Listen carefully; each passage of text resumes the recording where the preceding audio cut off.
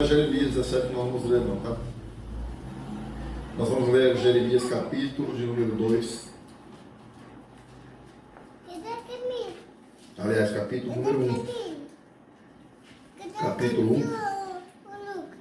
Já quero colocar para vocês de forma antecipada, leiam esse capítulo todo em casa, durante a semana. O livro de Jeremias é um livro bastante interessante, porque ele nos ensina como que nós podemos sermos perseverantes mesmo em meio a tantas contrariedades, tantas adversidades na nossa vida. Porque Jeremias passou por isso. E foi um dos profetas que teve um ministério mais sofrido. Capítulo número 1, já falei, né? Versículo de número 8.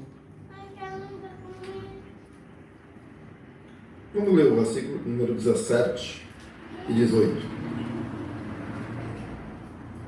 Tu, pois, cinge os teus lombos e levanta-te.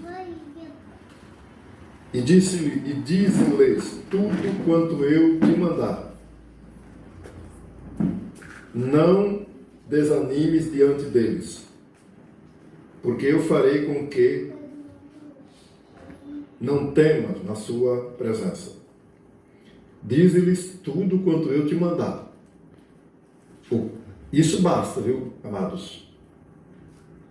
Não precisamos nos preocupar em dizer algo além do que Deus mandou. E o que Deus mandou, Ele manda-nos através das Sagradas Escrituras.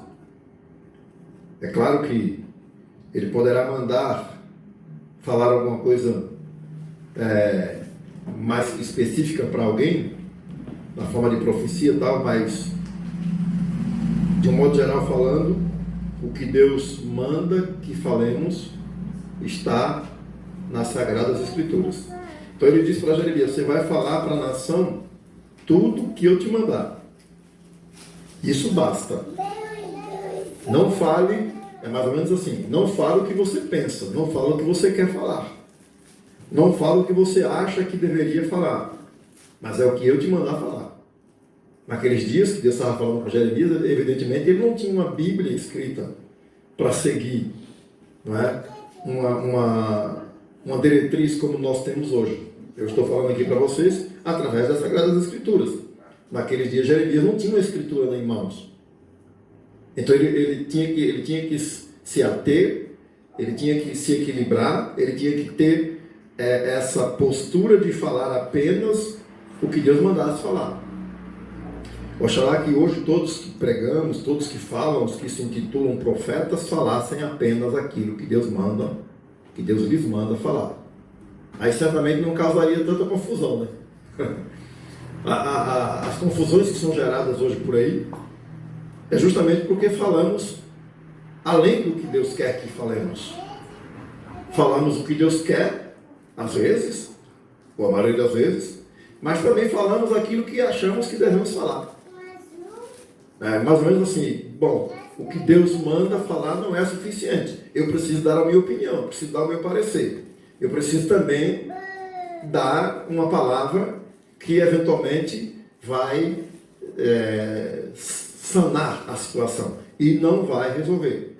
Ora, só o que Deus manda falar é o que trará solução para todas as questões da humanidade. No mais, ao invés de solução, promoverá confusão, quando falamos além do que Deus mandou falar. Pois bem, versículo número 18. Vejamos o versículo 18. Porque eis que te ponho hoje por cidade forte, e por coluna de ferro,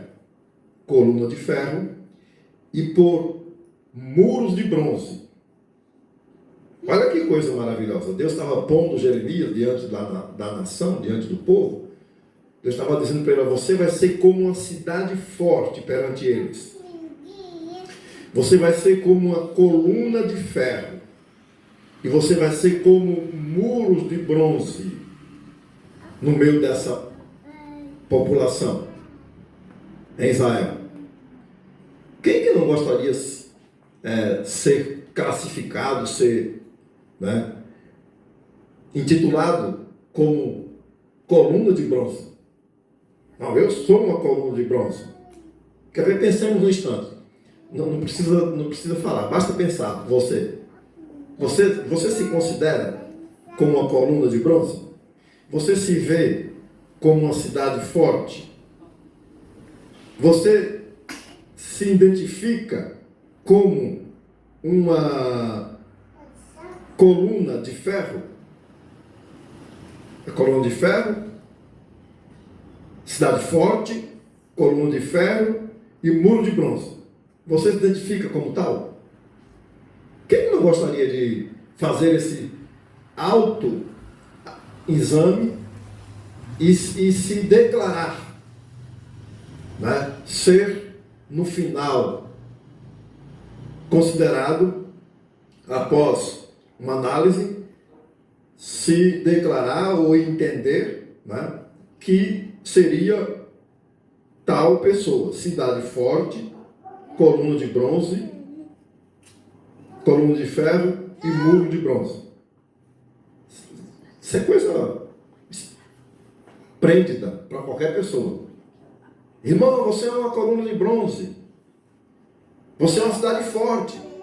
Ela fica até alegre, fica feliz, né? Mas olha, amados, o versículo não termina aí, né? O versículo prossegue. Então vamos repetir. Porque eis que te ponho hoje por cidade forte, por coluna de bronze e por muros, por coluna de ferro, desculpem, e por muros de bronze. Aí prossegue. Contra. Então, já está mudando aqui a situação, né? Contra toda a terra e contra os reis de Judá e contra os seus príncipes e contra os seus sacerdotes e contra o povo da terra. Olha que situação agora que estamos contemplando aqui. Deus estava colocando o profeta como cidade forte, coluna de ferro e muros de bronze. Por que ele precisava ser uma cidade forte? Por que ele precisava ser coluna de ferro e muros de bronze? Porque ele seria contra. Ele seria contra. Portanto, a principal missão desse profeta aqui era ser contra. Ser contra. Contra o quê? Contra os reis, contra os príncipes, contra os sacerdotes. Vejam que entra o aspecto religioso. E contra o povo, de um modo geral. Então era contra tudo. Ora, que profeta é esse que é contra tudo? Normalmente o profeta é um sujeito agradável, pelo menos do aspecto lógico, né? É um sujeito que recebe aplausos, é apoiado, é bem aceito. Ah, não, eu gosto de fulano porque fulano, ele fala aquilo que eu quero ouvir. Notemos que Deus disse para o profeta: você vai falar para eles o que eu te mandar. Falar o que Deus manda significa, queridos, em uma análise mais abrangente, ser colocado em uma posição contrária aos conceitos da sociedade. É isso que é falar o que Deus manda. Quando Deus diz para o profeta, você vai ser contra, eu vou te colocar contra, Deus está falando o seguinte, a sua posição será outra. Você não pode concordar, você não pode aceitar, você não pode aplaudir o que eles fazem, a postura, a conduta deles, o que eles andam fazendo. Você será contra.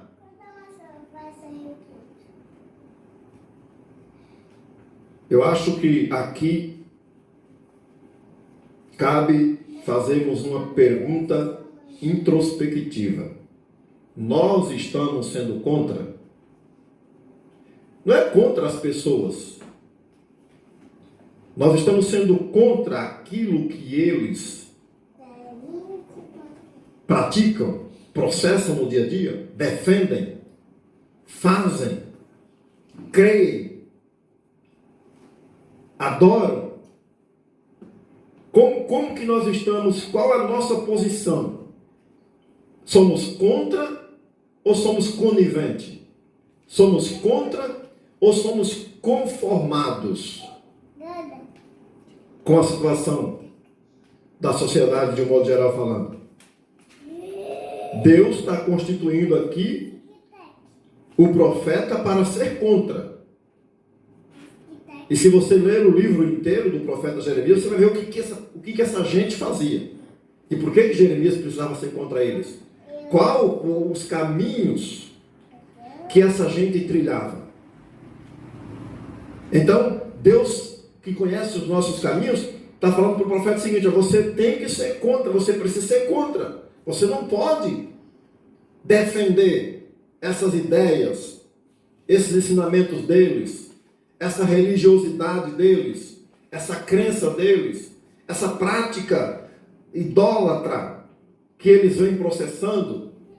Você não pode, você tem que ser contra. Eu estou te colocando para você ser contra. Você tem que chocá-los, você tem que chocá-los com a sua posição de atalaia, de mensageiro de Deus. Meus queridos, quando nós não chocamos as pessoas através da nossa posição de atalaias, de mensageiros de Deus, é porque de algum modo nós estamos sendo coniventes com alguma coisa. Se nunca chocamos, se eles nunca se sentem chocados, contrariados, é porque tem alguma coisa que... É porque nós estamos falando alguma coisa que está simplesmente satisfazendo o desejo do coração dessa pessoa, ou dessas pessoas. Mas quando falamos-lhe a palavra de Deus, a palavra, ela causa um impacto. A palavra, ela mexe com o interior da pessoa. A pessoa, digo, que está nas trevas, que está nos caminhos tortuosos, ele vai se sentir afrontado. É a primeira reação quando falamos para alguém que está em densas trevas, e quem está na luz, quem vive na luz, quem é luz, e fala com alguém que está em densas trevas, a primeira reação dessa pessoa é sentir-se chocado, é sentir-se afrontado. Ele tem uma reação. Ele não vai logo no primeiro momento dizer que você está certo, que você tem razão, dizer que você é uma mulher de Deus, é um homem de Deus. No primeiro momento, não. Até ele descobrir e entender isso aí, leva um período de esclarecimento e etc. O que ele vai no primeiro momento, a reação dele é de que você está sendo contra ele. Ele vai chamar, ele vai querer se afastar de você, ele não vai querer te ouvir, ele não vai querer que você esteja presente nos negócios dele, ele não vai querer que você ande com ele, ele não vai querer que você... Enfim, por quê? Porque ele está notando que você tem uma posição contrária àquilo que ele faz, do ponto de vista do que desagrada a Deus. Mas hoje existe um certo conformismo, né? As pessoas, os evangélicos, quase de um modo geral falando, eles estão sendo tão agradáveis, nós estamos sendo tão agradáveis para com o mundo, que o mundo já está nos colocando na mesma condição Não, hoje é hobby, né? Ser tido como cristão, como pregador do Evangelho. Eu gosto muito daquele irmão porque ele prega bem. Mas por que ele prega tão bem? Porque ele traz uma mensagem de autoconforto. Eu vou na igreja, eu vou ferido e ouço lá uma palavra de consolo. Eu chego lá chorando e saio consolado. Talvez esteja faltando essa pessoa ouvir que ele está chorando por consequência dos seus pecados. Mas as pessoas preferem não falar de consequências de pecados. Classificam consequências de pecados como problemas naturais. Não, isso aí faz parte da vida e tal. Ou seja, nunca vai confrontar a pessoa que a pessoa pecou, está em pecado e precisa se arrepender, precisa pedir perdão. Então, aquele que não quer ouvir que é pecador, que precisa se arrepender, precisa pedir perdão, é claro que ele vai se sentir bem se eu não falar isso para ele. Se eu simplesmente falar para ele o seguinte: olha, Deus te ama, Deus cuida de você, Deus está aqui para te abençoar, Deus vai te dar isso, dar aquilo, e eu nunca vou confrontá-lo com o seu pecado. Os evangelhos, o Evangelho de Cristo Jesus começou sendo divulgado justamente com essa mensagem: arrependei-vos, crede no Evangelho. O que devemos fazer para obter a vida? A resposta era: arrependei-vos. Arrependei-vos. Então o arrependimento é necessário para que exista o perdão dos pecados. Se eu nunca falo para a pessoa que ele precisa se arrepender dos seus pecados, evidentemente ele não vai pedir perdão. Só que quando eu falo para ele que ele precisa se arrepender dos seus pecados, ele se choca. Mas que pecado? Aí, por exemplo, ele se justifica, né? Eu não matei ninguém, eu não roubei, eu não vivo aí fazendo, enfim, colocando as pessoas para trás. Mas não sabe ele que todos, de acordo com as Escrituras, somos pecadores e precisamos pedir perdão. Pedir perdão quando? Uma vez por mês? Em um momento específico? Em uma reunião religiosa? Pedir perdão? Todo instante, todo momento, perante Cristo. Não é pedir perdão para os homens, não é pedir perdão em um confessatório, não é pedir perdão em um dia específico do mês, da semana. É pedir perdão todo momento, todo dia, toda hora. Senhor, me perdoa porque eu tenho pecado contra ti, por palavras, por pensamentos e por obras. Quando nós colocamos isso para as pessoas, elas reagem. Não, você está me chamando de pecador, tá? De indigno? Não, pelo contrário. Todos somos pecadores. Todos somos carentes da graça, do amor de Deus. E precisamos ser perdoados. Voltemos aqui então. Eis que te ponho por cidade forte. Você tem que ser forte contra. Você tem que ser resistente. Você tem que ter uma postura firme de defesa dos princípios, de valores espirituais, morais, estabelecidos na palavra de Deus. Eu preciso ser forte. Eu não posso ceder. Você precisa ser forte, isto é, você não pode ceder com as ameaças que eles fazem. Você não pode ceder pela filosofia deles, pela ciência, pela a cultura deles. Você precisa ser forte. Você precisa se manter diante daquilo que eu te ordeno a falar. Por mais que eles digam que você não tem conhecimento, mas eu estou te ordenando a falar. É isso que Deus está falando para Jeremias. Seja constante, seja firme naquilo que você recebe de mim, naquilo que eu ponho em você. Nós estamos precisando, meus queridos irmãos, de pessoas que sejam firmes com relação à mensagem de Deus. Tem gente que muda toda hora, né? Muda de acordo com o telespectador, o ouvinte, o ambiente. Se ele está pregando para um ambiente cujo o nível social é mais sabe, né? Mais alto um pouquinho, ele prega de uma forma. Se ele vai pregar para um ambiente onde as pessoas têm um nível social um pouco mais baixo, ele chega ao rei, ele aperta, porque aqui tem pecador. Enfim, nós não podemos pregar usando essa distinção.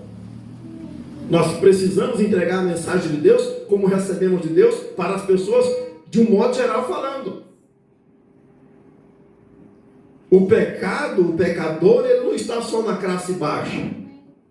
O pecador, ele está na humanidade. E muitas vezes, dependendo de quem está me ouvindo, eu vou ter uma tonalidade diferente, um modo diferente, uma palavra diferente, e não é por aí. A palavra de Deus, ela deve ser dita conforme Ele nos ordena a falar. Isto é, conforme está escrito.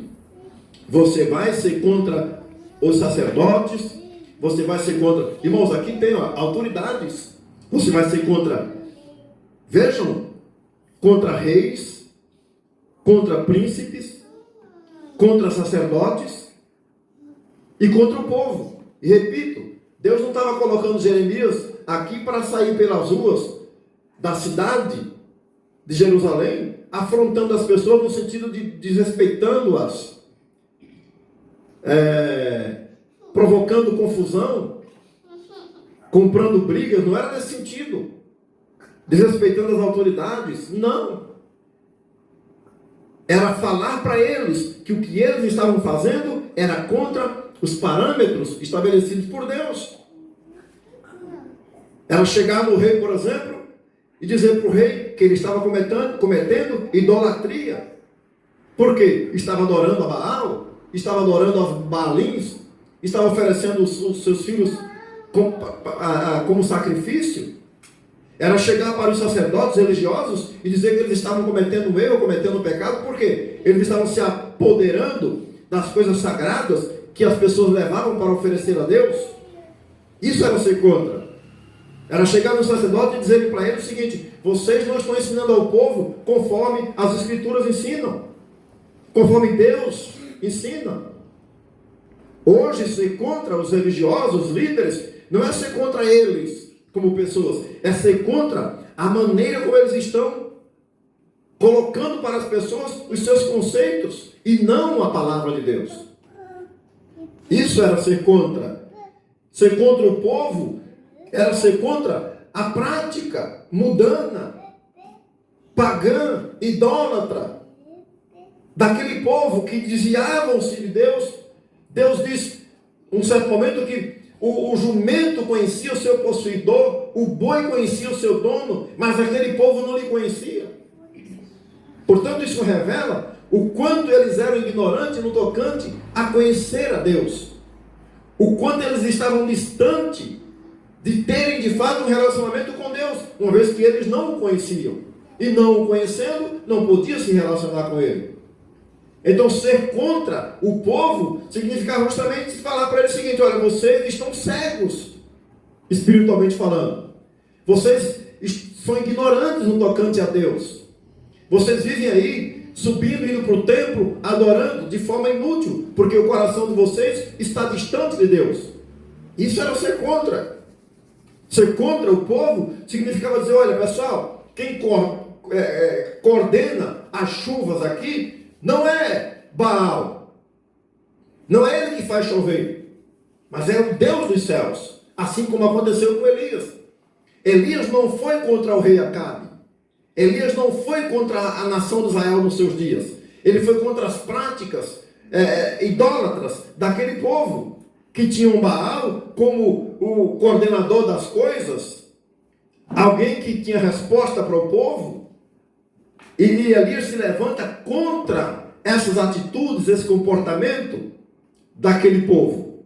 E Deus, assim como levantou Elias para ser contra aquele comportamento daquele povo, tal como Jeremias, ele levantou a mim e a você nos dias atuais, para sermos contra essa forma de prática que tem provocado hoje a ira de Deus, que tem entristecido o Espírito Santo, falando agora especificamente nas igrejas, a maneira como as coisas funcionam, acontecem, e nós muitas vezes não nos manifestamos, não tomamos uma posição firme e nos mantemos contra essas coisas. Não, eu não aceito, eu não concordo. Por quê? Porque é contrário ao que Deus estabeleceu. Não é isso que Deus quer. Você pode continuar fazendo, é uma decisão sua, mas Deus não te mandou fazer assim. Você pode continuar fazendo dessa maneira, mas isso é abominável aos olhos de Deus. Isso entristece o Espírito Santo. Nós preferimos ficarmos quietos, né? Não, vou deixar quieto, não é comigo, eu não tenho nada a ver com isso. Mas Deus nos levantou, repito, para sermos contra. Por quê? Se Ele pôs em mim, está aqui escrito, eu ponho em ti, Jeremias, na tua boca, as minhas palavras. Eis que ponho na tua boca as minhas palavras. Lê o capítulo inteiro. Ora, se Ele pôs em meus lábios as suas palavras, e eu não as digo, eu não as falo para aqueles que estão diante de mim, eu fico ouvindo o que eles falam e não tenho nada para lhes falar, logo, eu não estou sendo contra eles.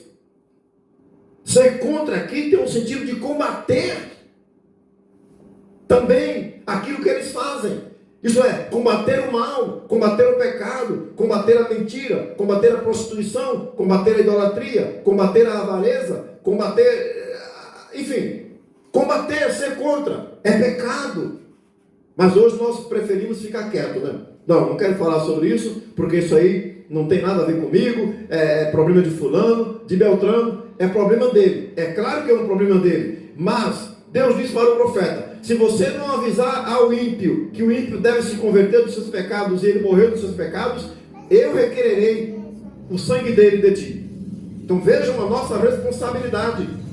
Se não falarmos, se não avisarmos, isto é, se não nos posicionarmos contra, e essa pessoa continuar fazendo aquilo, e vier a perecer no seu mau caminho, nas suas atitudes pecaminosas, certamente Deus requererá, porque Ele pôs em nós o caminho, a verdade e a vida.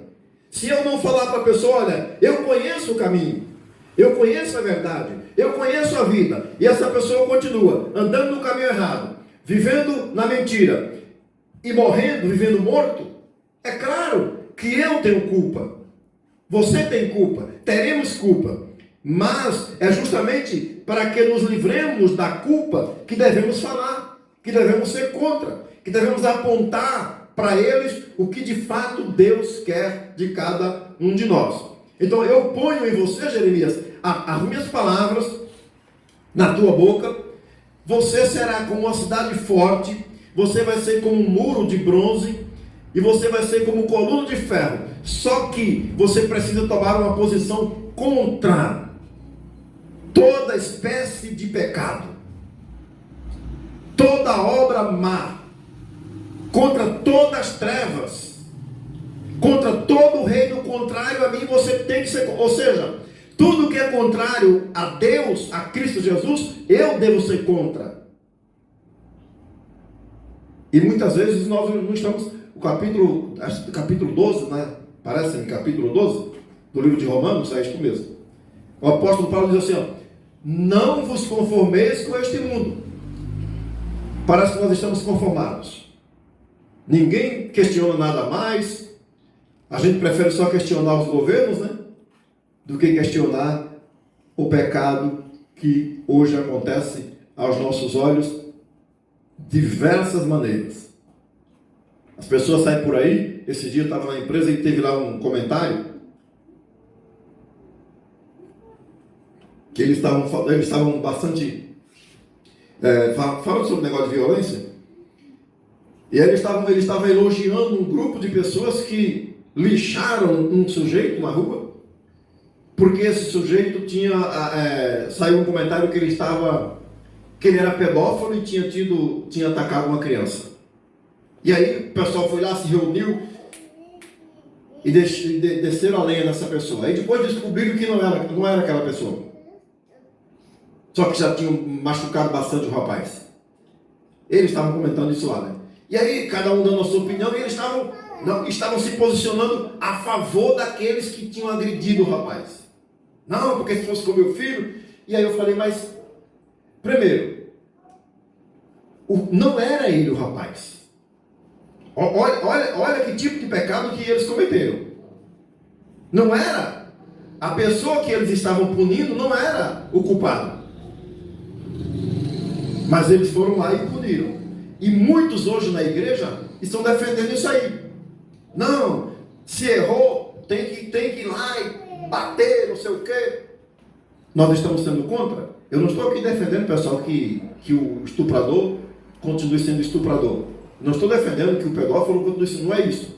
Eu estou dizendo o seguinte: eu não posso sair aí pela rua fazendo justiça com as minhas próprias mãos. Eu não posso ensinar para os crentes na igreja que eles podem sair por aí batendo em qualquer pessoa que cometeu um erro na rua. Para isso que existe justiça, para isso que existem leis, para isso que existem autoridades constituídas, para isso que existe poder público. Eu não posso ser conivente com esse tipo de comportamento.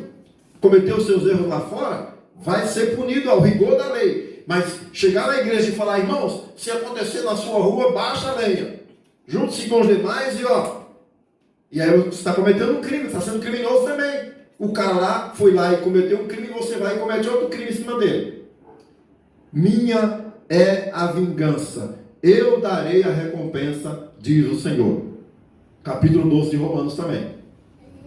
Então, repito, não estou defendendo que esses más elementos fiquem impunes nas suas atrocidades. Não é isso. Eu estou dizendo o seguinte: nós não temos o direito de sair por aí batendo nas pessoas, agredindo, fazendo justiça com as próprias mãos, porque ouvimos falar que eles fizeram isso ou fizeram aquilo.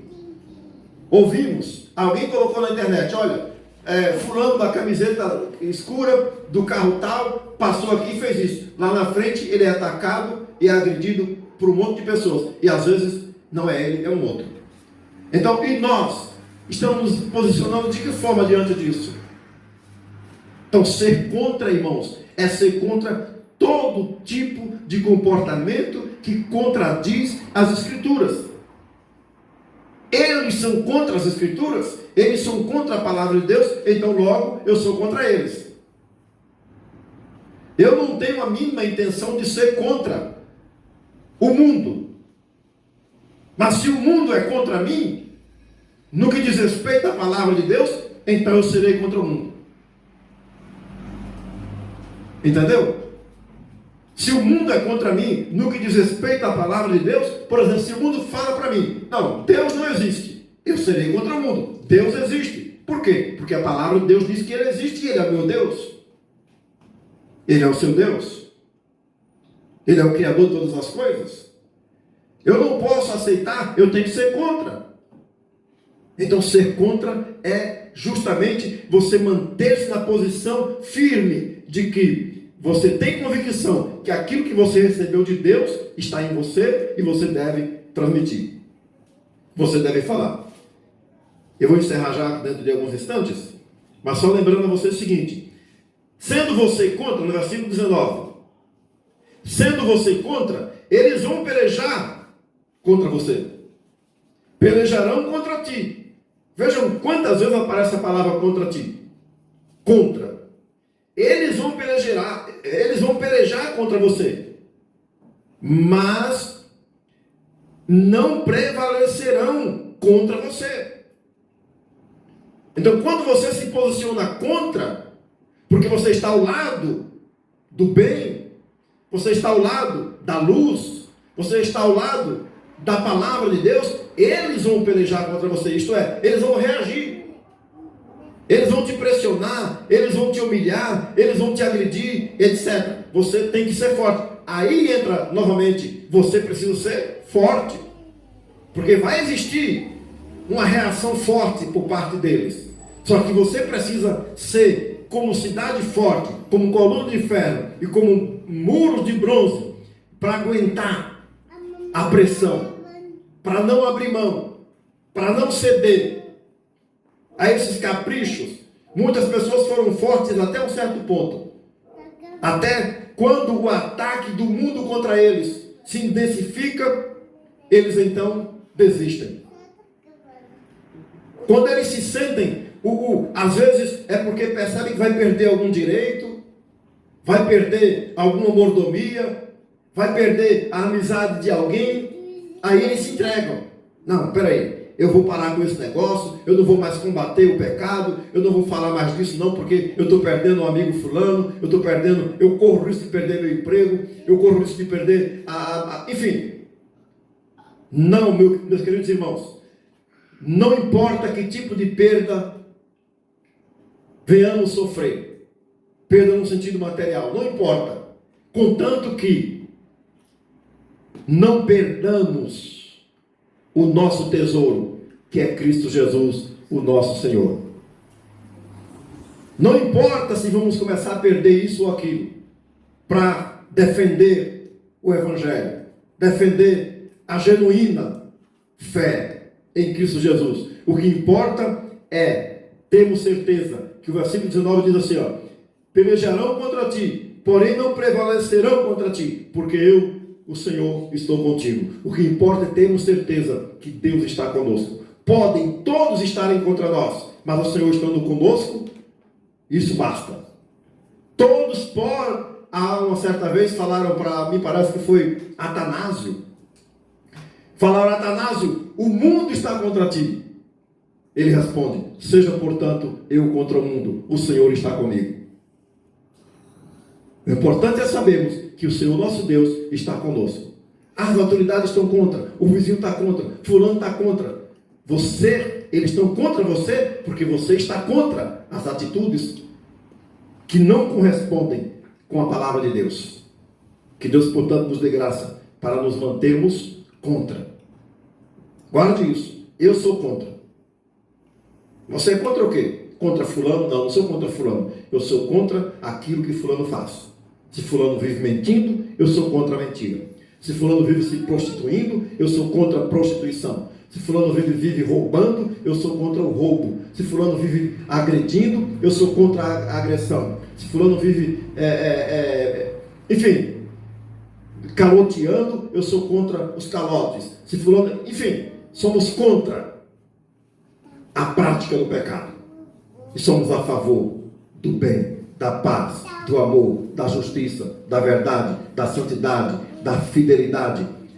E daí por diante. Só para fechar, não somos contra tudo, somos a favor de tudo que Deus aprova, de tudo que Deus quer. Tudo que Deus colocou para nossa felicidade, nós somos a favor. Tudo que existe que não traz felicidade, que traz destruição, que promove a ruína, nós somos contra. Que Deus, portanto, nos dê graça em nome de Jesus para nos mantermos assim, até que Cristo volte. Amém.